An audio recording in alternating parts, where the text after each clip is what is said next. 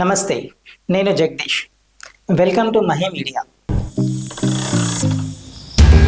అనేక పోరాటాలు, త్యాగశీలుల త్యాగ ఫలాల ఫలితంగా మనం నేడు అనుభవిస్తున్న నేటి 78 ఏళ్ల నేటి భారతావనిలో స్వాతంత్రం వచ్చి 78 ఏళ్ళు అయితే త్యాగదనుల త్యాగ ఫలాలు అందరికీ అందుతున్నాయా?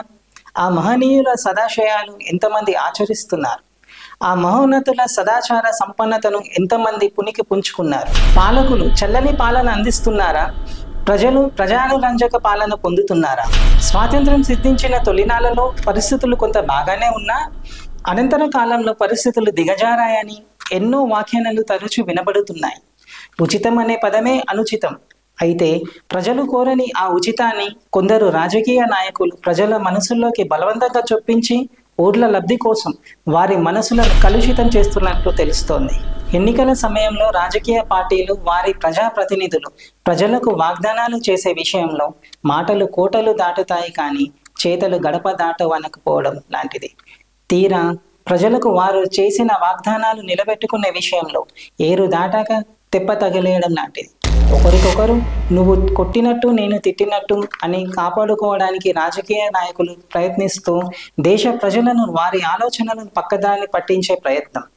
కానీ భోజనం, ఉద్యోగ అవకాశాలు, జాతి మర్యాద, కుల గౌరవం అన్నిటికంటే ముఖ్యమైనది, మంచిది ధర్మం.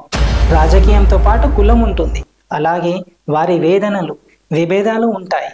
అదే సందర్భంగా ఎక్కడైతే సదుపాయాలు, ప్రభుత్వ పథకాలు తీసుకుంటున్నట్టు వాళ్ళు ఇంకా ఏదైనా తీసుకుంటే వాళ్ళని వెంటాడి వేటాడుతారు అనేటువంటి నేటి సరికొత్త వాతావరణం. రాజకీయ నాయకులు తమ స్వార్థ రాజకీయ లబ్ధి కోసం కుల, మత, స్థానిక వలసవాదులను అడ్డుపెట్టుకొని అక్కడున్న సామాన్య ప్రజలను ఒక పావుగా వాడుకుంటూ మత ఘర్షణల పేరుతో ఒక సమస్యను పరిష్కరించే విషయంలో కాకుండా ఒక సమస్యకు మరో సమస్యను జత చేస్తూ రావణ కాష్టంగా మలిచి ప్రజలను తమ స్వార్థ రాజకీయాలకు బలి చేస్తున్న నేటి రాజకీయ నాయకులు తమకి తాము మేధావులని చెప్పుకునే మహామేధావు పిచ్చి ముదిరితే రోకలి తలకు చుట్టుకున్నాడంటే వెనకటికొకడు.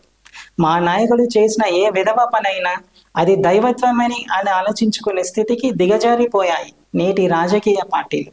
ఎన్నికల సమయంలో రాజకీయాలని వ్యవస్థలోకి చొప్పించి ఆ వ్యవస్థల విశ్వసనీయతలను దెబ్బతీయడం అనేటువంటి కుట్రపూరితమైన వాతావరణం అనడానికి నిలువెత్తు సాక్ష్యం. సెక్యులరిజం అనే ముసుగులో తమకు తాము మేధావులని చెప్పుకునే మేధావులు, కుహనావాదులు, సూడో సెక్యులర్ జర్నలిస్టులు, రాజకీయ నాయకులు ఎడారుల్లో కలేబరాల కోసం రాబందులు సంచరిస్తున్నట్లే కేవలం ఒక వర్గానికి కొమ్ము కాస్తూ హక్కుల పేరిట వారి దుస్థితిని పోగు చేసుకునే మరో వర్గం. కనీసం ఏ మాధ్యమాలు పట్టించుకొని దయనీయ స్థితి. దేశ భద్రత విషయంలో కూడా రాజకీయాలు చేసే రాజకీయ నాయకుల మానసిక దౌర్భాగ్యం.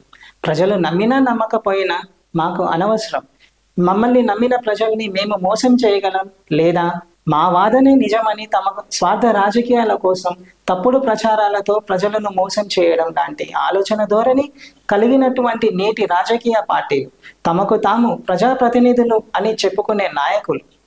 ఎక్కడ ఉంది లోపం? వ్యవస్థలోనా, వ్యక్తిలోనా, ఓటు బ్యాంకు రాజకీయాల్లోనా? ఇక నిర్ణయం ప్రజలదే.